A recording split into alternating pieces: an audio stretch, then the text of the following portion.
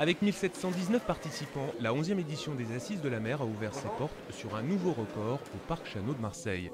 Introduite par Frédéric Moncani de Saint-Aignan, président du cluster maritime français, qui salue une France maritime en marche. À vous voir aujourd'hui si nombreux pour ces 11e Assises de l'économie maritime, je me dis que oui, la France maritime est bel et bien en marche. De la Méditerranée à l'Atlantique, en passant par les Outre-mer, votre diversité et votre nombre témoignent de la fantastique énergie de notre économie maritime. Pour le président, la croissance bleue passe par une vision globale qui nécessite d'être appuyée par une politique maritime d'envergure placée sous l'autorité directe du Premier ministre avec la mise en place d'un secrétariat général de la mer renforcé.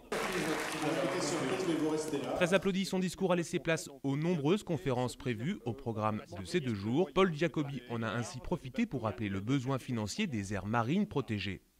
Pour le président de l'Agence des aires marines protégées, si les plus anciennes sont souvent bien dotées, les nouveaux parcs, eux, ont trop peu de moyens. Gilles Damer, président d'Armateurs de France, après avoir souligné l'excellence du pavillon français, a aussi rappelé le rôle que devaient jouer les compagnies en faveur du développement durable. S'il y a des messages à faire passer à l'OMI dans les objectifs de réduction des émissions, est-ce que la réduction de la vitesse peut être un point? Je crois qu'il y a une vraie piste à explorer là.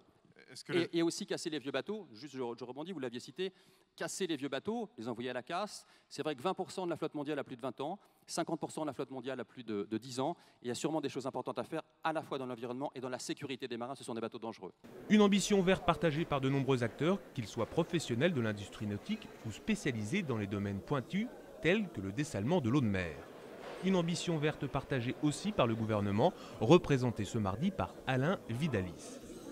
Quelques jours après le CIMer, qui s'est tenu le 22 octobre à Boulogne, le secrétaire d'État au transport, à la mer et à la pêche a de nouveau évoqué les mesures actées lors du Conseil interministériel et a tenu à préciser les dernières dispositions prises en faveur de la pêche. Le Premier ministre a confirmé qu'il n'était pas dans l'intention du gouvernement de remettre en cause l'exonération fiscale dont bénéficie le gazole pêche. Après que l'amiral Rogel et Jean-Dominique Giuliani ont, eux, regretté le manque de moyens dédiés à la protection des espaces maritimes français, Rodolphe Saadé, directeur général délégué de CMA-CGM, ici à domicile, a pu réaffirmer les ambitions de son groupe, numéro 3 mondial du conteneur en Afrique, aux États-Unis, à Cuba notamment. Je voulais juste vous parler également de 2 marchés qui sont importants pour nous et qui sont en train de s'ouvrir, que sont l'Iran et Cuba.